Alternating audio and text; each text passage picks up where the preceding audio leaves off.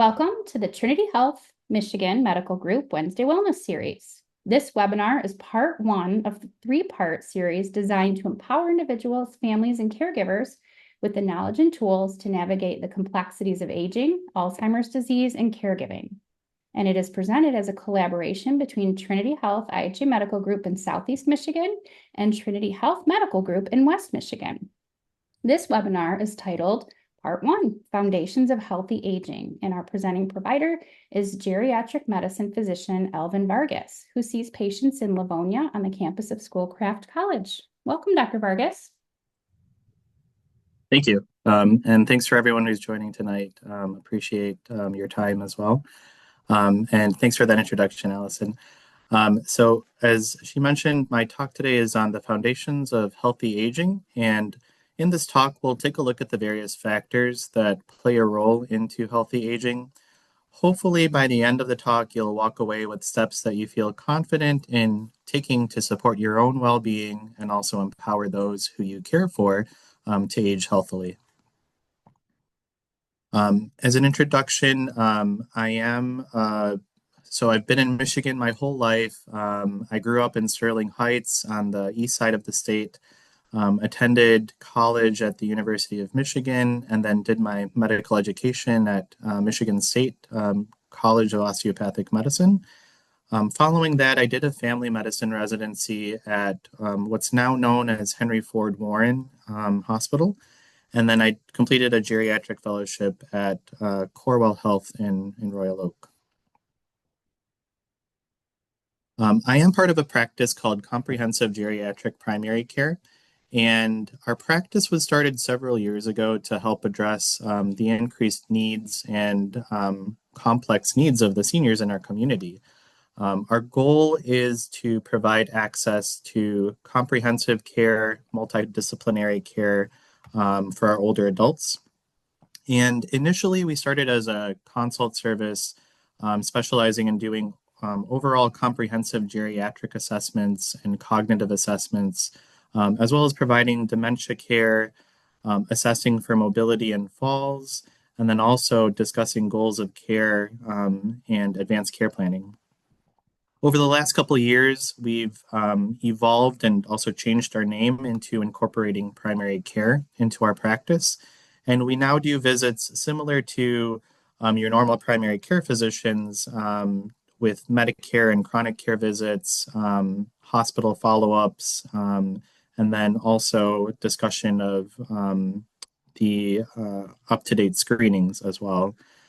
It is something that's kind of unique with our practice in that our appointments are a little bit longer because a lot of the patients that we do see have more of those complex needs that might not necessarily be covered in a shorter appointment time with one of your other regular providers as well.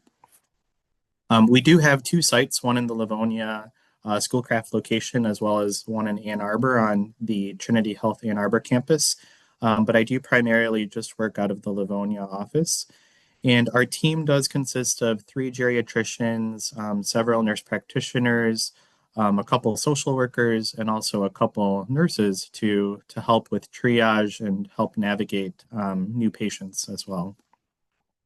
Pictured here is our staff at a couple recent Alzheimer's walks that we did at the Detroit Zoo just earlier last month, and then another walk in Ann Arbor a few years ago.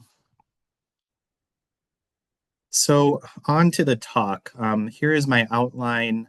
We'll start off by discussing the definition of healthy aging, discuss 3 components or domains of healthy aging, along with actionable steps that you can take, and then also when to consider seeing a geriatrician, followed by resources on aging, and then finally a question and answer session at the end.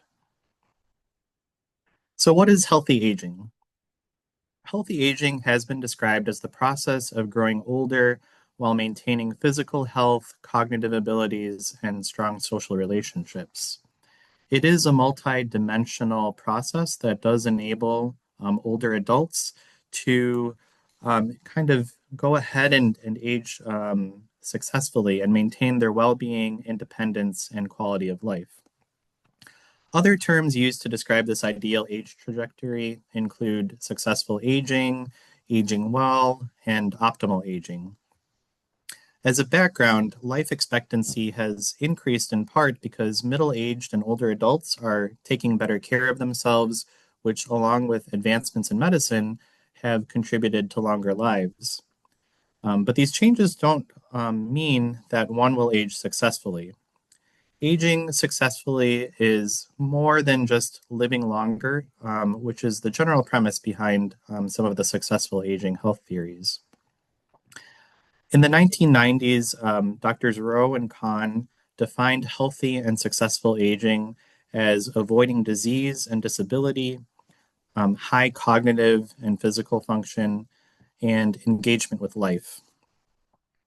While this definition has been widely accepted as providing a foundation for future research, it can sometimes be limiting because eventually, due to the physical aging and genetics, some of us might not be able to meet these criteria at a certain age. But does that necessarily mean that we're not successful or healthy in aging? As we go through the next slides, it's important to note that there is no one description that fits all for successful aging. And perspectives on healthy aging can vary by culture, country, and life experience. And then also, older adults' views of successful aging can change over time. Defining what is healthy and successful aging, what it looks like for ourselves is important because it helps identify the activities, the passions, the people and places that we should focus on. And it means that successful aging can both be defined and pursued in many different ways. However, there is a general understanding that successful aging includes three components, which will provide a framework for this talk. And those three domains and components are physical health, mental health, and social health. Throughout the majority of this remaining talk, I'll discuss the key aspects of each of these components, as well as provide tips on how to optimize these areas of aging. Starting with physical health. So this is the first key component, and it refers to the body's biological and physiological functioning. And it includes physical fitness and the ability to perform your daily activities. Key aspects of physical health include mobility, strength and balance, nutrition and hydration, sleep quality, sensory health with your vision and hearing, and then also the management of chronic diseases. Ways in which we can optimize our physical health include staying active, healthy eating, getting enough sleep, quitting tobacco use and limiting or avoiding alcohol consumption, and then also going to the doctor regularly. Let's take a look at each of these more closely. Whether you love it or you hate it, physical activity is a cornerstone of healthy aging. Scientific evidence does show that people who exercise regularly not only live longer, but they also may live better, meaning that they enjoy more years of life without pain or disability. A study of adults 40 and older found that taking 8,000 steps or more per day compared to only taking 4,000 steps was associated with a 51% lower risk of death from all causes. Our goal should be to aim for at least 150 minutes of exercise each week, moving about 30 minutes most days. And walking can be a good start. You can increase the number of steps that you get each day by doing activities that just keep your body moving, such as gardening, walking the dog, or taking the stairs instead of the elevator. Here are some other suggestions as suggested by the National Institute of Aging. So other activities to help build endurance include swimming and dancing. For flexibility and balance, consider yoga or Tai Chi for seniors. And then for strength training, if you're just getting started, try a quick 3-pound weight workout with 5 reps apiece to help target each muscle group. For those who do have limited mobility, chair exercises can also be a great way to stay active. Utilizing your gym, a personal trainer, or a physical therapist or a friend can also be helpful if you're just getting started as well. Of note, check with your healthcare provider though if you haven't been active and you want to start a vigorous exercise program. The next aspect of physical health is healthy eating. Proper nutrition plays a huge role in healthy aging. However, with so many different diets out there, choosing what to eat can sometimes be confusing. Much of the research does show that the Mediterranean style diet or eating pattern, which includes fresh produce, whole grains, and healthy fats, but less dairy and more fish than a traditional American diet, may have a positive impact on your health. A 2021 study analyzing the eating patterns of more than 21,000 participants found that people who closely followed a Mediterranean style diet had significantly lower risk of sudden cardiac death. Another diet, which is the low salt diet called DASH or Dietary Approaches to Stop Hypertension, has also been shown to deliver significant health benefits. Studies testing the DASH diet found that it can help lower blood pressure, help people lose weight, and also reduce the risk of type 2 diabetes and heart disease. Yet another eating pattern that may support healthy aging is the MIND diet, which combines the Mediterranean style eating pattern with the DASH diet. And researchers have found that people who closely follow this diet have better overall cognition, which is the ability to clearly think, learn, and remember, compared to those with other eating styles. Here's another look at the suggestions for healthy eating. So really focusing on the fruits and vegetables, whole grains, lean meats, and then the low fat or non-fat dairy products, limiting your fat, sugar, and salt intake. And then in addition to picking the right foods, it's also important to focus on portion sizes, and then also making sure you're getting adequate amounts of fluid each day as well. If you are looking for assistance in making the right choices, um, options for this can include meal planning, using a meal delivery service, or even speaking with a nutritionist as well. The next aspect of physical health is sleep. Getting enough sleep helps you stay healthy and alert. Even though adults, even older adults, need the same 7 to 9 hours of sleep as all adults, they don't often get enough. Feeling sick or being in pain can make it harder to sleep, and some medications might even help or might even keep you awake. Not getting enough quality sleep can also make a person irritable, depressed, forgetful, or more likely to have falls from other accidents. Sleep quality matters also for memory and mood. In one study of adults older than 65, researchers have found that those who had poor sleep quality had a harder time problem solving and concentrating than those who got good quality sleep. Another study, which looked at data from nearly 8,000 people, showed that people in their 50s and 60s who got 6 hours of sleep or less each night were at higher risk for developing dementia later in life. This may be because inadequate sleep is associated with the buildup of this certain protein called beta amyloid, which is a protein that's involved in the development of Alzheimer's disease. Poor sleep may also worsen depression symptoms in older adults. And emerging evidence suggests that older adults who were diagnosed with depression in the past and don't get good quality sleep may be more likely to experience depression symptoms again. More generally, a 2021 study found that older adults who don't get enough sleep and napped often were at greater risk of dying within the next 5 years. Conversely, getting good sleep is associated with lower rates of insulin resistance, heart disease, and obesity. Here's an infographic showing some tips on better sleep. So ways in which you can help improve this include kind of keeping a consistent schedule by going to bed and waking up at the same time every day, even on the weekends. Finding ways to relax before bedtime each night, and finding ways to help just calm your mind down before you settle into bed.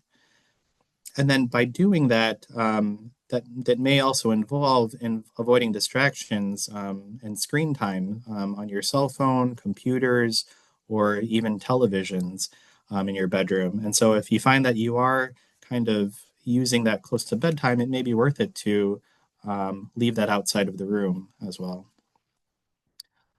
Another tip for sleep is don't eat large meals or drink caffeine or alcohol later in the day. Exercise is also good at regular times each day, but trying to limit that and avoid doing that within 3 hours of your bedtime. And then also avoiding long naps, more than 30 minutes in the late afternoon or evening. With smoking and substance use, these are important tips as well for physical health. It doesn't matter how old you are or how long you've been smoking. Research does show that even if you're 60 and older and have been smoking for decades, quitting can help improve your health.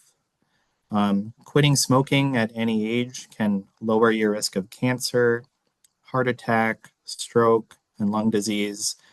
It can help improve your blood circulation. It can improve your sense of taste and smell, and it can also increase your ability to exercise. Quitting smoking can also add years to your life. One study of nearly 200,000 people demonstrated that older adults who quit smoking between the ages of 45 and 54 lived about 6 years longer compared to those who continued to smoke. And then adults who quit between the ages of 55 to 64 lived about 4 years longer. Again, it's never too late to quit. With alcohol, like all adults, older adults should try to avoid or limit alcohol consumption. Aging can sometimes lead to social and physical changes that make older adults more susceptible to misuse and more vulnerable to the consequences of alcohol. Dependence on alcohol or heavy drinking can affect every organ in your body, including your brain.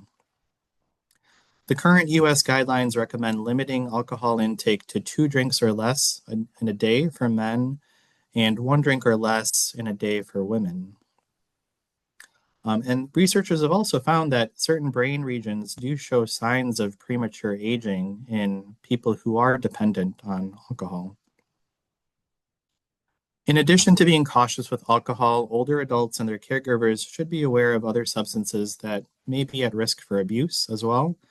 For example, some older adults may be prescribed opioids for pain or benzodiazepines for anxiety or for sleep, and they may be at risk for misuse of these substances as well. So, what can you do?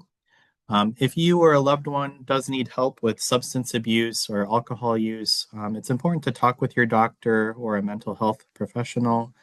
You can also try finding a support group for older adults with substance or alcohol abuse issues as well. One of the other key factors of physical health as well includes addressing your vision and hearing impairments. Optimal hearing and vision are essential for older adults because they do directly support independence, safety, and quality of life. Any sensory impairments can risk or increase the risk for cognitive decline and dementia, social isolation, depression, and functional disability. And they're also strongly linked to a higher fall risk and mortality. Maintaining good sensory function does enable effective communication, engaging socially in the environment, and safe mobility. And early detection and correction, whether it's with hearing aids, glasses, or even cataract repair, can slow cognitive decline. It can also reduce the risk for falls and then also help potentially improve your mental health and daily functioning. Lastly, the last recommendation I have for physical health is just making sure that you're seeing your doctor regularly. Going to the doctor for regular health screenings is essential for healthy aging because there is a study that's shown that people who do get regular checkups help doctors catch chronic diseases early, which can then help patients reduce the risk factors for disease, such as high blood pressure or high cholesterol. And people who often go to the doctor regularly sometimes report improved quality of life and feelings of wellness as well. In recent years, scientists continue to develop and improve on the lab testing, imaging, and other testing that's available to help uncover and monitor signs for early disease. And if you don't go to the doctor regularly, you might not reap the benefits of those advancements because you might not necessarily get those screenings done as well. So it's important to see a doctor, even if you feel well, just for those routine screenings, and not necessarily just if you're experiencing any symptoms, because the earlier they're caught, the more treatable it might be as well. For patients who do have existing chronic diseases, such as diabetes, hypertension, and arthritis, it is important to also follow up regularly to ensure that these conditions are being managed optimally as well. All right, so here we've talked about physical health, and here's a summary again of the ways in which you can optimize this. Physical health, as you can see, provides a strong foundation as impairments in this component of healthy aging can impact the other two areas, which I'll discuss next. So now that we've covered physical health, the next component I'll move on to is mental health. And mental health or mental wellness is also essential for quality of life. It encompasses your emotional, your psychological, and your cognitive well being, including the ability to manage stress, maintain relationships, and make decisions. It is closely connected to your physical health and your social life. How you view your situation, the aging process, and life overall can have a significant impact on you.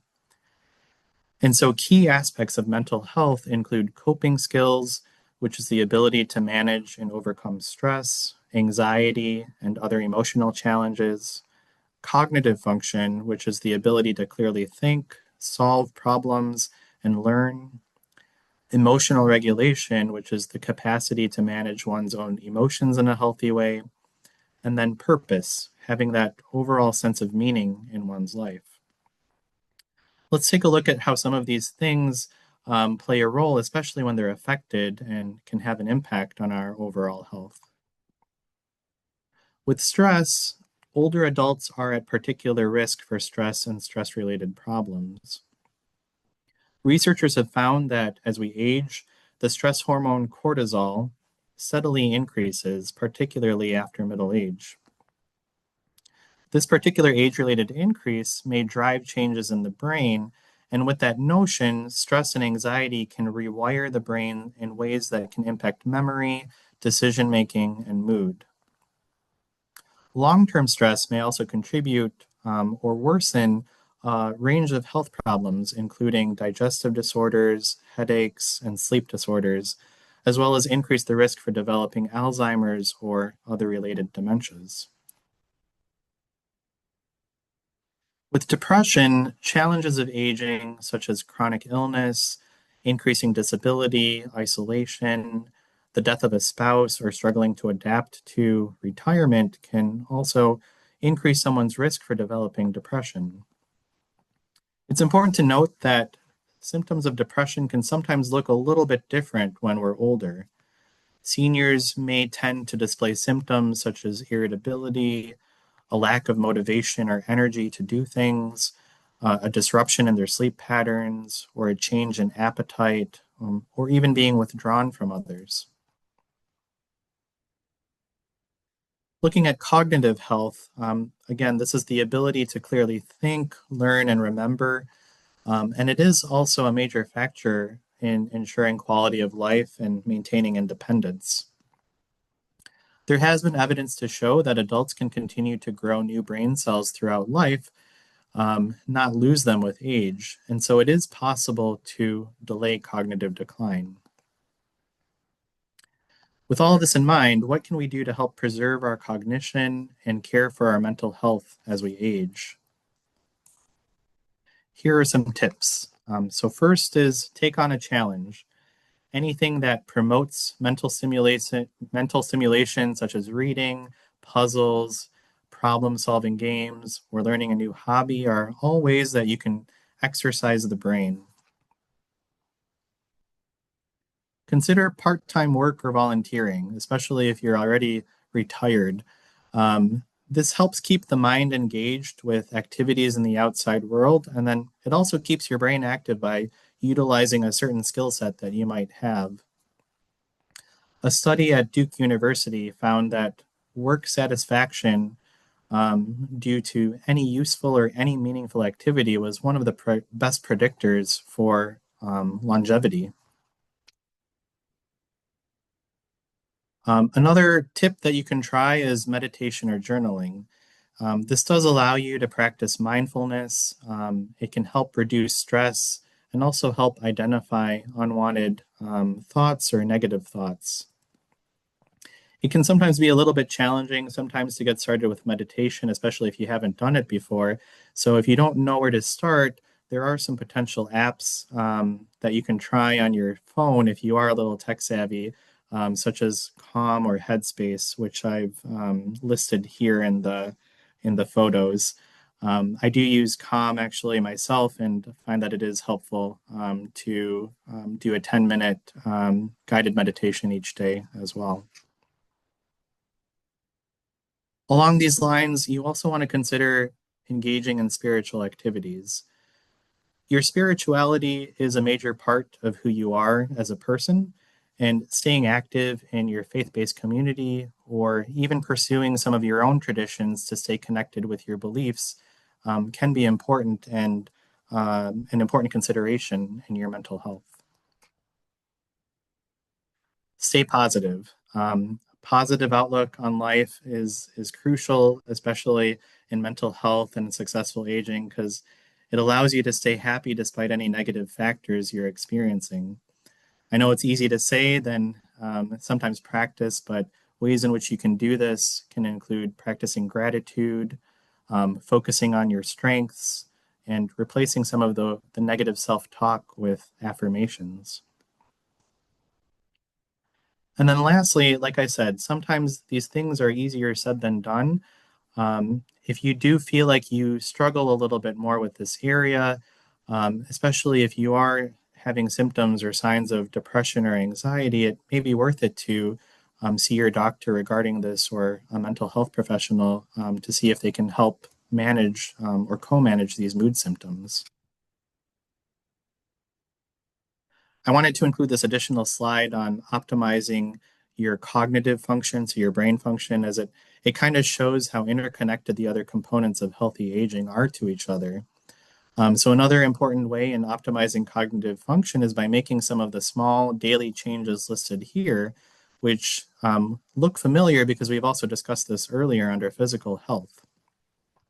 A large study done through the National Institutes of Health has shown that those who follow at least 4 of these healthy lifestyle behaviors had a 60% lower risk of developing Alzheimer's. And even practicing just 2 or 3 of these activities lowered that risk of Alzheimer's by about 37%. All right, so now we've talked about physical health as well as mental health. The last component of healthy aging that I'd like to focus on is social health. Connecting with others is perhaps the area that older adults themselves lists as the most fundamental component of successful aging. This includes your relationships with friends, with family and caregivers, as well as involvement in activities within the community. Social health is essential for overall well-being, as social isolation and a lack of support can negatively impact those other areas of physical and mental health. Taking a closer look at social isolation and loneliness, as people age, changes such as hearing and vision loss, memory loss, disability, difficulty getting around, even the loss of family and friends can make it difficult to maintain those social connections. It makes older adults more likely to be socially isolated or to feel lonely. With social isolation, it's the lack of social contacts and having few people to interact with regularly. And with loneliness, this is more of that distressing feeling of being alone or separated from others. Several recent studies have shown that older adults who are socially isolated or feel lonely are at higher risk for developing certain diseases, such as heart disease, depression, and also cognitive decline. With all of this in mind, how can we take good care of our mental health as we age, or our social health? Um, some tips include staying connected with others, which may help boost your mood and improve your overall well being. And this can be done by scheduling time each day to connect with others, including family or friends, either in person or over the phone. Meeting new people is also an option by taking a class to learn something new, or if you have a particular skill that you already have and like to enjoy, it's nice to meet other people who share those similar interests as you as well. Lastly, consider social media. This is something that can sometimes have a negative effect as well, especially with other groups of people like our younger generation. But I think for older adults, it is also a good way to connect with old friends, stay up to date on the latest with family members, and also feel connected in a way when you're not physically able to be with your relatives or your friends. Oops. In summary, we've discussed the three key components associated with healthy aging and provided some tips on how to make some of these changes in your life. With that in mind, it is important to note that no two people are the same, and everyone will experience successful aging in their own way. One area of recommendation might not necessarily mean as much to you as the next, and you may put a higher emphasis on one component here over the other. Ultimately, how you feel and the way you live your life will really determine whether you age healthy and successfully. There are reasons, though, to also consider seeing a geriatrician, and I've listed some of those reasons here. One is with the management of chronic conditions. Geriatricians do specialize in managing multiple complex medical issues, including those chronic diseases such as diabetes, hypertension, heart failure, and arthritis.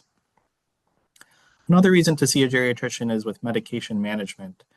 With older adults, there's sometimes that concern about polypharmacy, where they take multiple medications that might increase the risk for certain drug interactions and side effects, especially if combined together.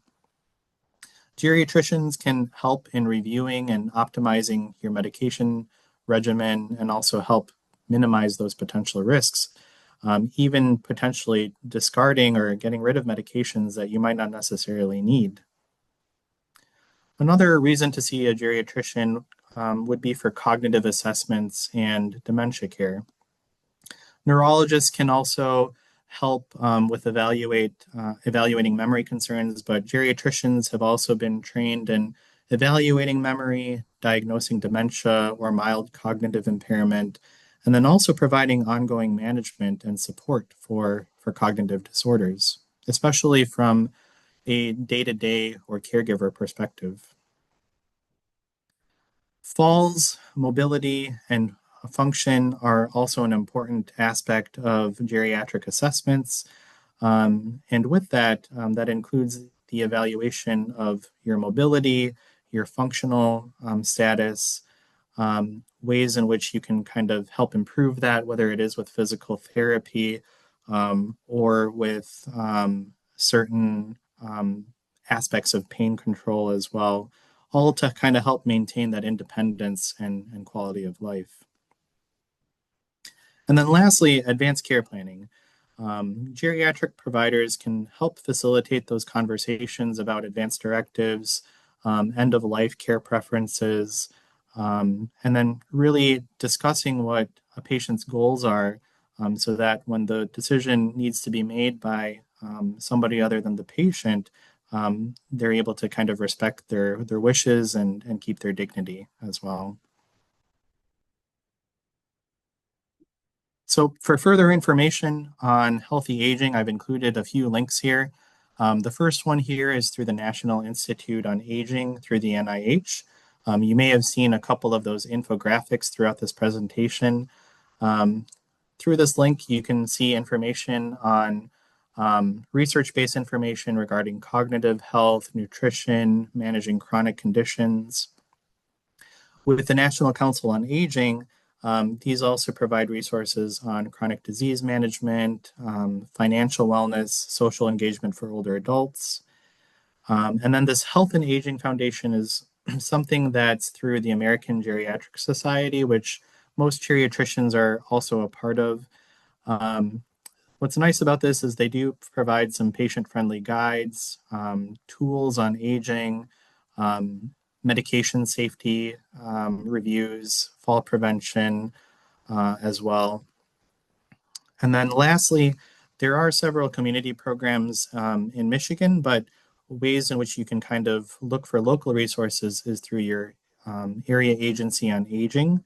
When you click that link, it is something that can take you based on county local resources for things such as nutrition support, caregiver resources, health and wellness programs, elder rights, and also other supportive services. Here's again another infographic from the National Institute on Aging, and as you can kind of see here, it does summarize a little bit of each aspect of the three components of healthy aging with physical health, mental health, and social health.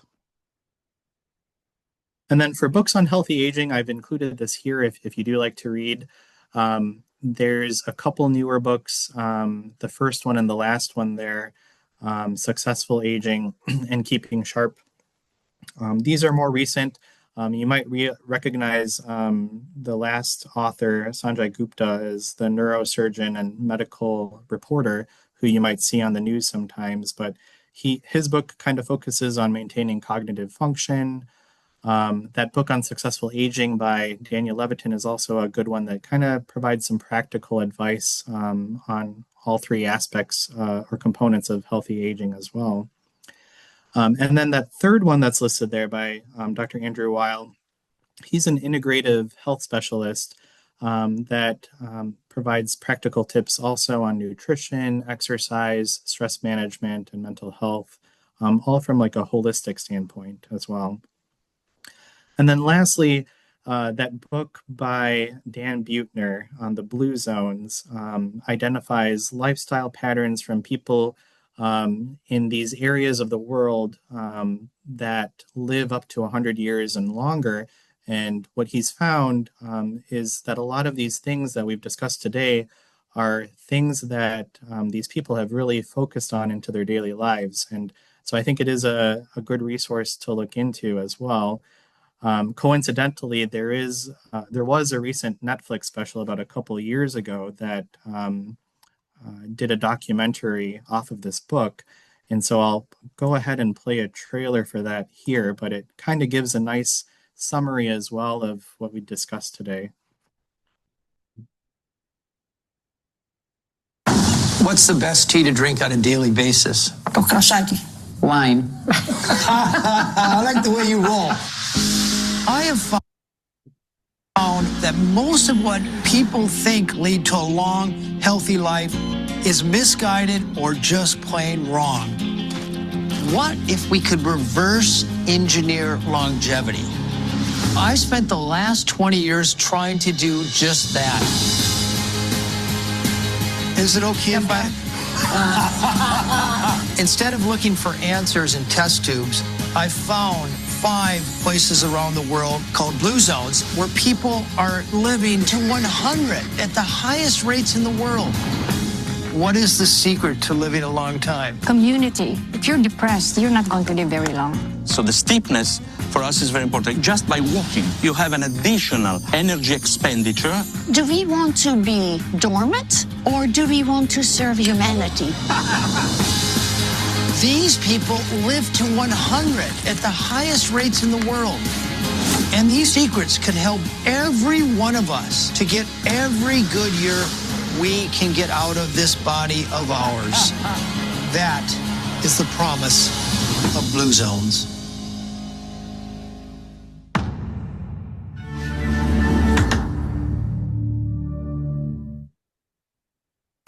What's the... And with that, I'm open to any questions that you may have as well. Okay, we do have several questions in there already, so I will start with right at the top. But if you have a question and you haven't asked it yet, please do so by typing it into the Q&A feature at the bottom of your Zoom screen. And you can submit the question anonymously, so just make sure you select that before you submit. All right, so let's kick it off. So this person is talking about your credentials. So I see many practitioners who are DOs. Are you also practicing osteopathic manipulations with your patients? I've heard that isn't as common as it used to be. I believe I was helped by a cranial sacral work when I had a concussion a few years ago. That's a great question. So yeah, I am trained as a DO, but and I did actually do a lot of OMT work in my family medicine residency when I did my training.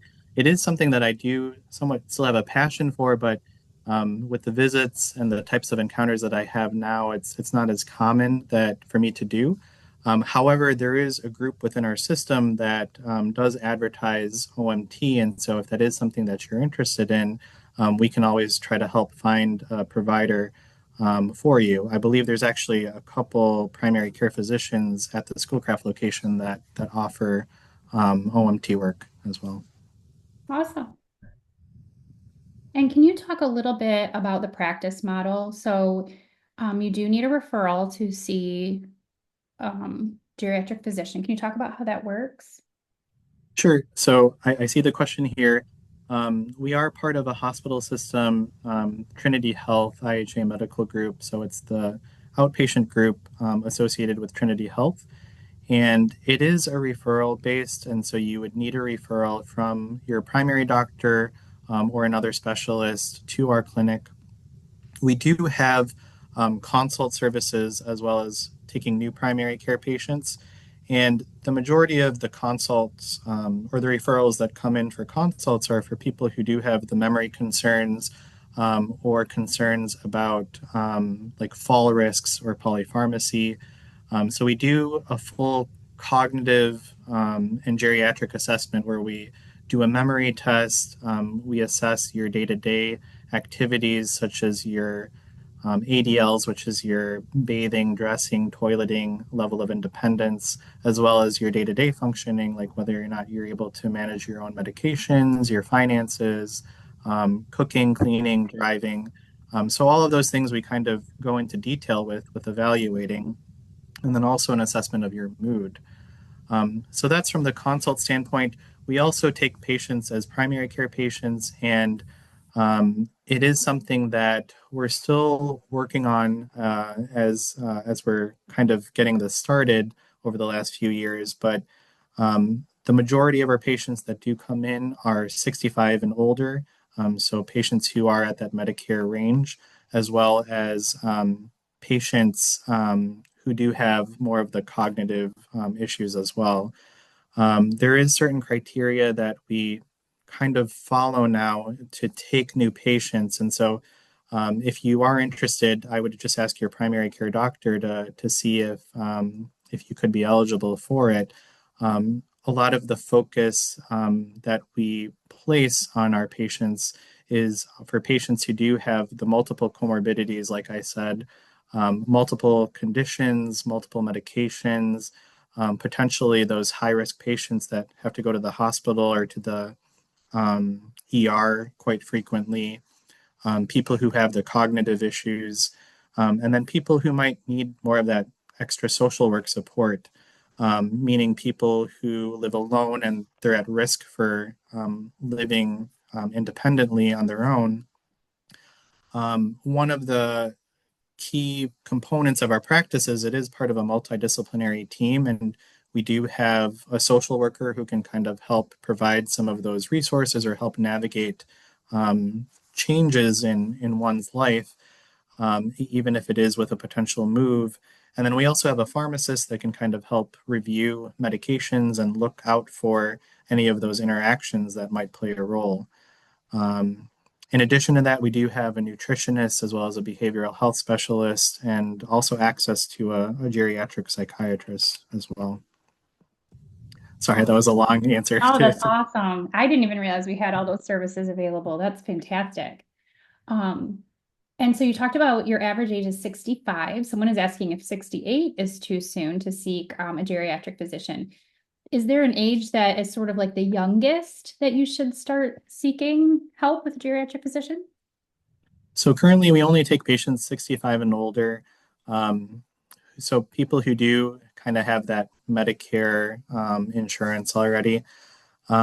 Younger than that, we still encourage you to still follow with your primary care doctor.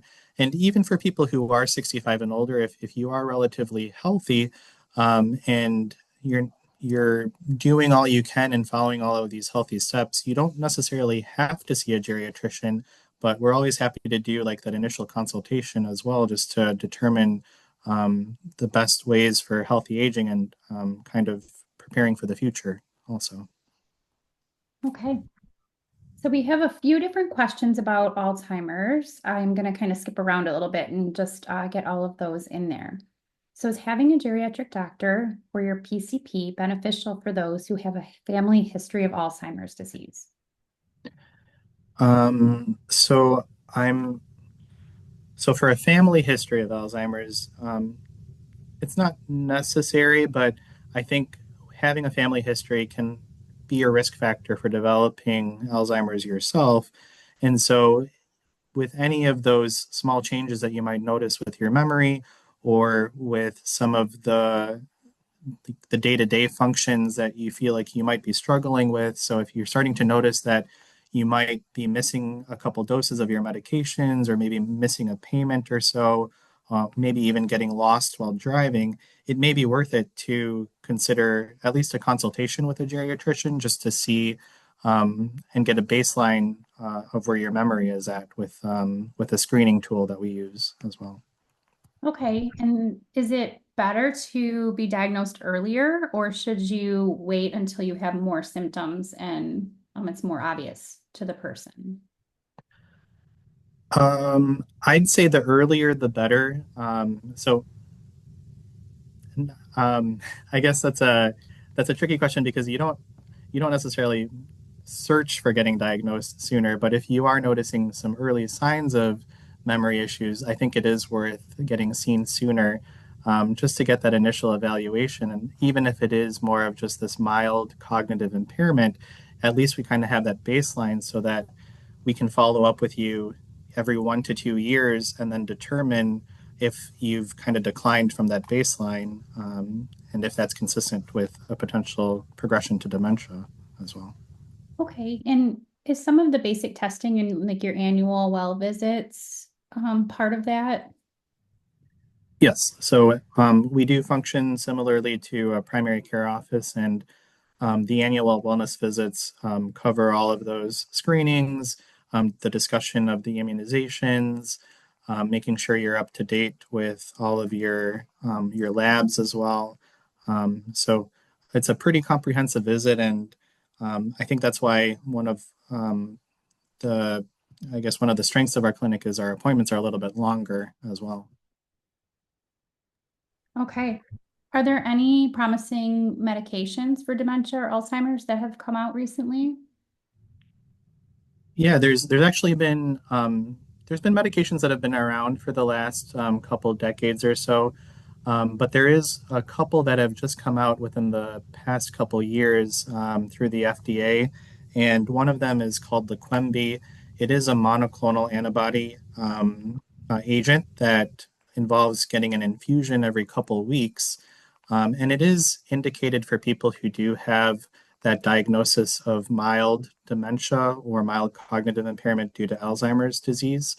It is a medication that does kind of have an extensive background in testing to make sure that you're eligible for it. And the infusion is something that occurs every couple of weeks, I believe. But it is also something that comes with potential side effects. And so that's why it is something that needs really close monitoring as well.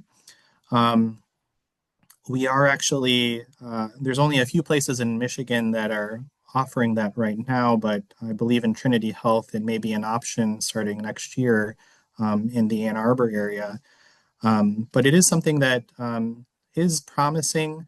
We're still trying to find out, I guess, long-term effects of how beneficial it is in helping with Alzheimer's disease, but it's not necessarily going to reverse anything yet. So there's really no cure for Alzheimer's disease, but there are measures in which we can kind of help slow down the progression. Okay. A couple of nutrition questions. One person is asking, is fasting 16 hours and eating during an 8-hour period a good practice for seniors? Is that something you've heard of? So I've heard of the intermittent fasting, and I think it really depends on each person's overall health status. It is a way in which you can potentially help lose weight, but for seniors, I'm a little bit more cautious because there's always that risk for hypoglycemia, which is low blood sugar for people, especially who have diabetes, or for people who have other chronic conditions like high blood pressure or even kidney disease. Not eating for that period of time can sometimes affect your vitals, like with your blood pressure, especially if you have to take a certain medication a certain time of the day also. So it is potentially an option to consider, but I wouldn't necessarily give an overall recommendation for it. I side more to kind of trying to eat the three standard meals a day, kind of first thing with breakfast, and then lunch and dinner to start. Okay. And what are the guidelines for adequate daily hydration?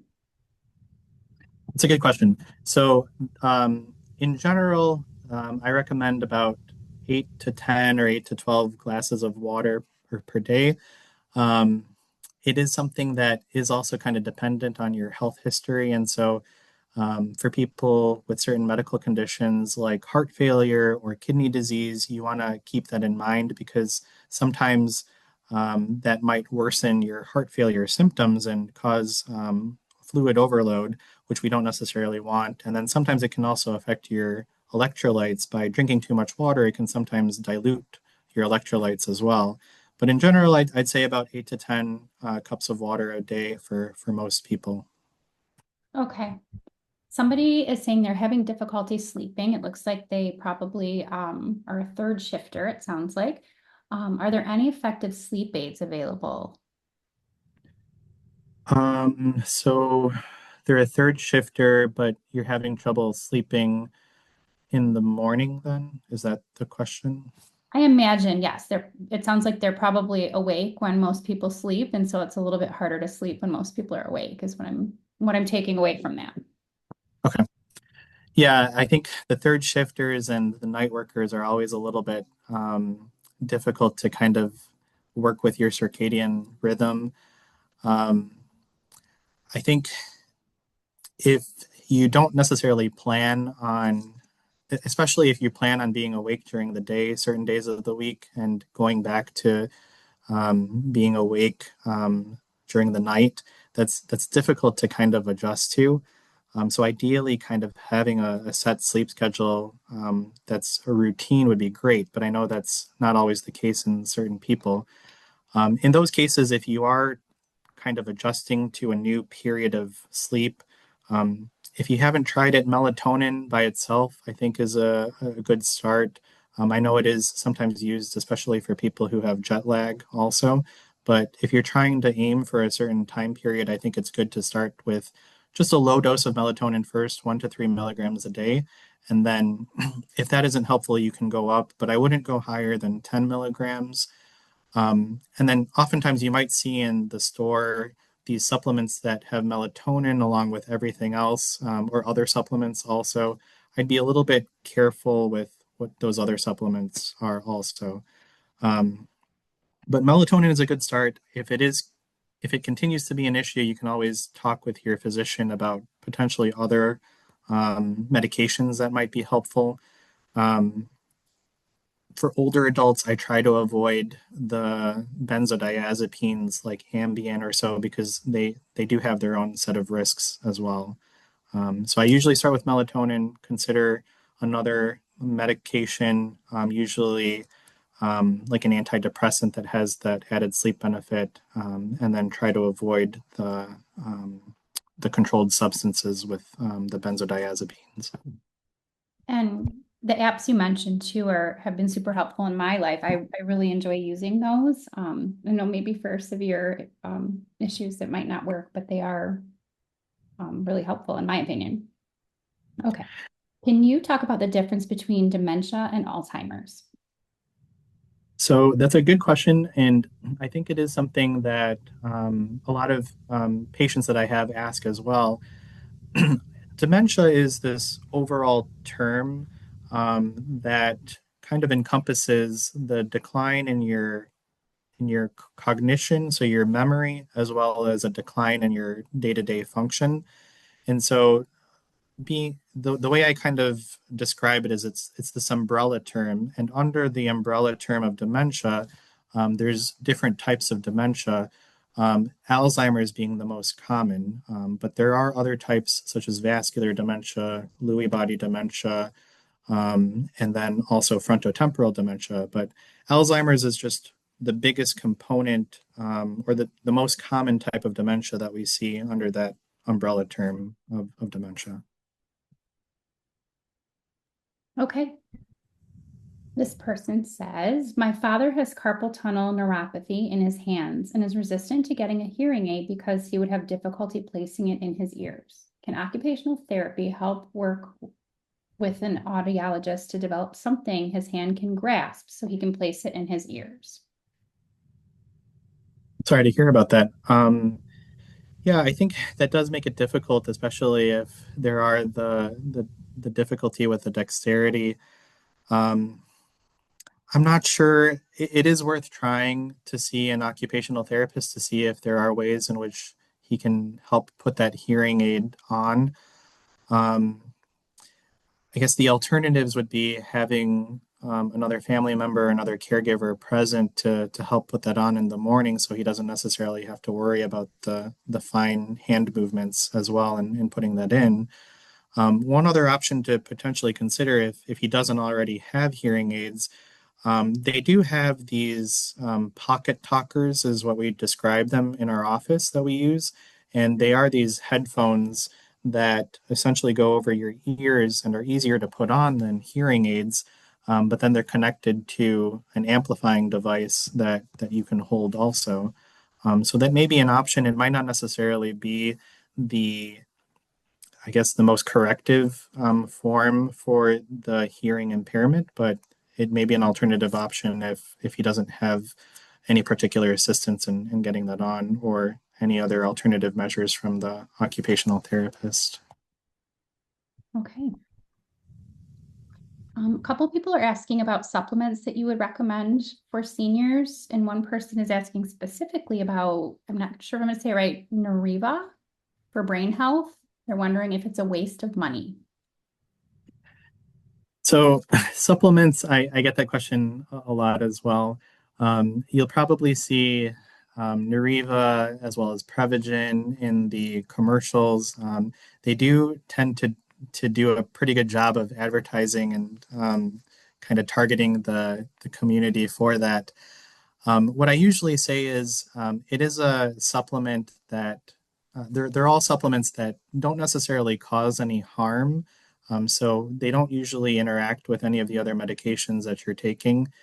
But the clinical studies that have been done on them haven't really shown that they've been effective in helping with cognition, especially if there is a diagnosis of dementia. They're not necessarily going to have that effect in helping slow down the progression of the memory loss.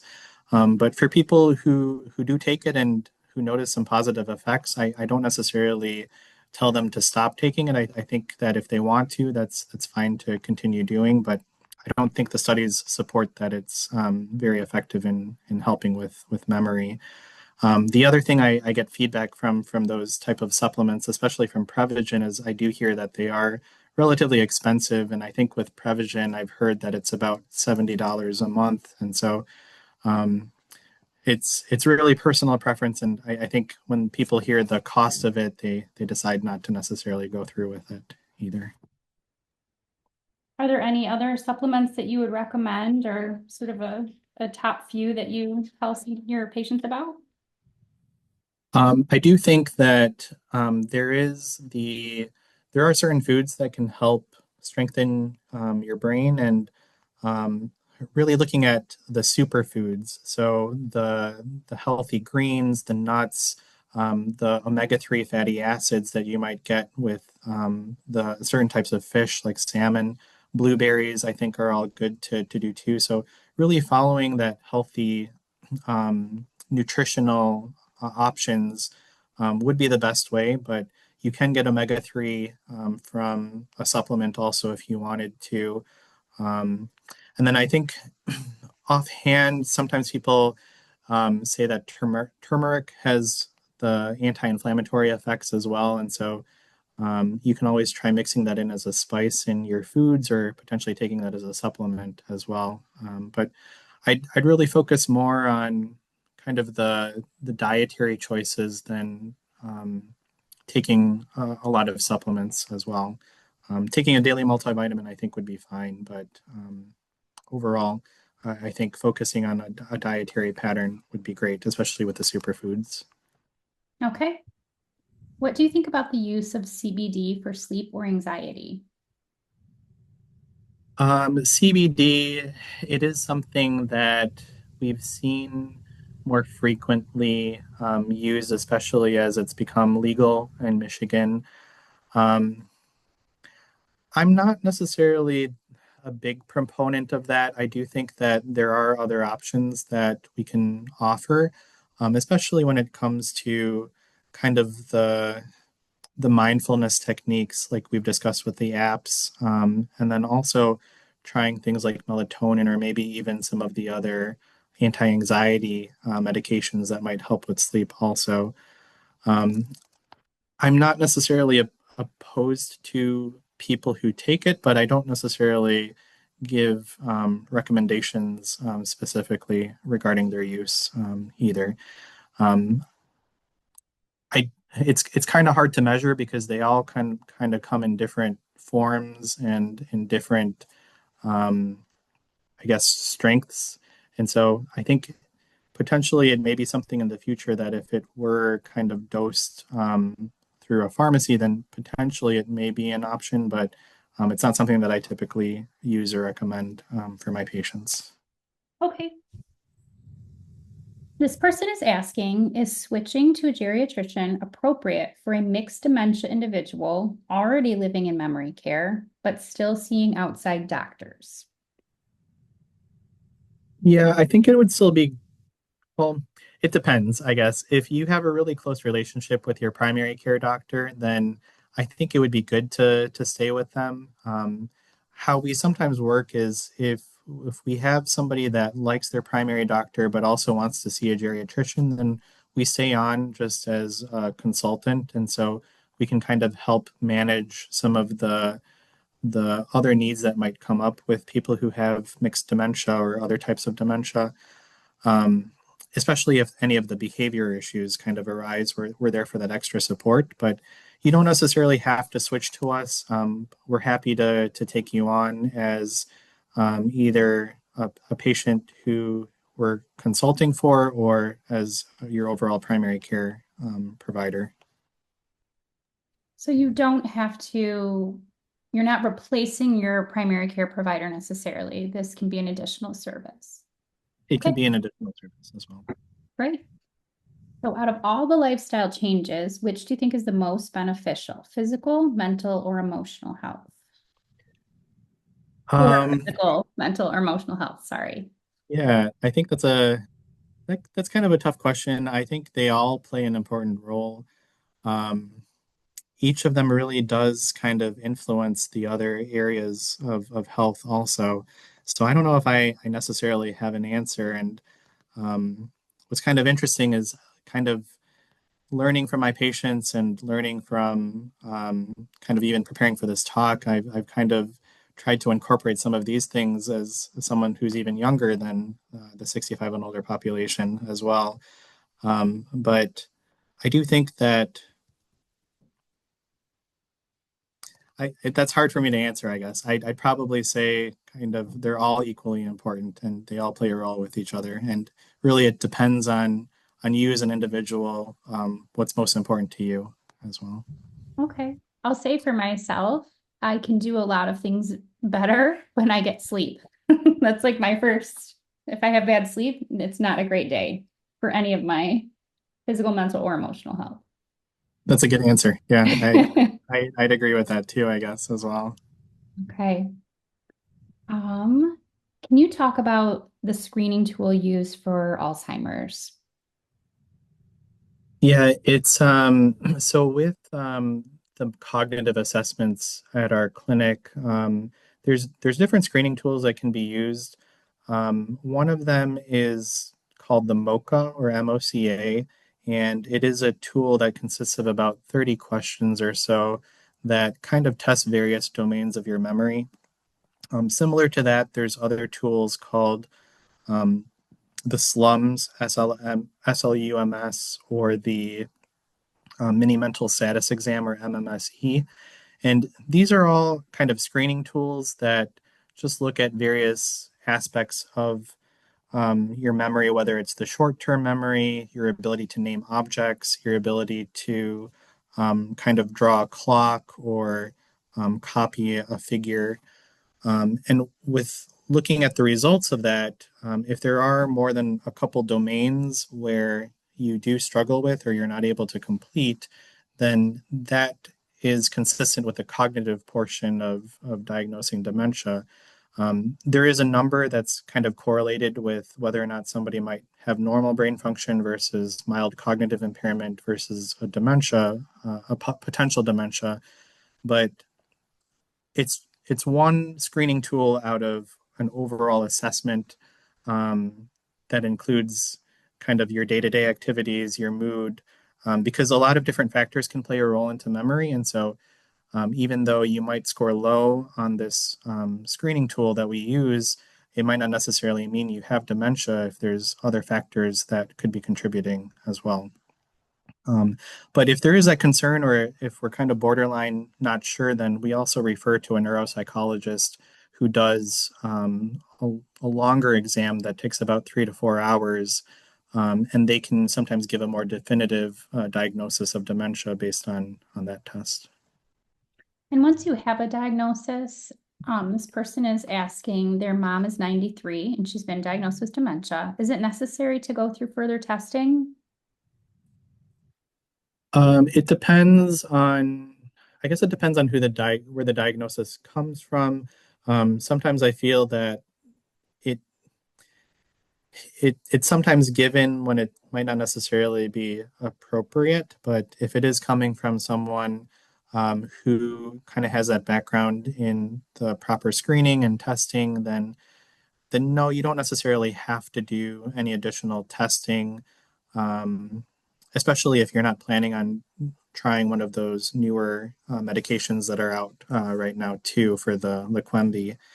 Um, it really just depends on what your goals are and if you wanted to, I guess, what you wanted to do with that diagnosis and what the goals were of whether or not you wanted to, um, I guess where you wanted to live, what you wanted to do with your day-to-day life as well.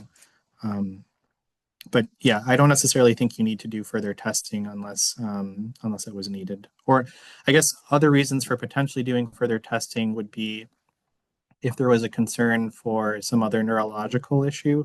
And so if there was any like tremors or movement disorders, it may be possible to see neurology just for further evaluation for any other comorbid disease as well that might be kind of masked by the dementia picture as well.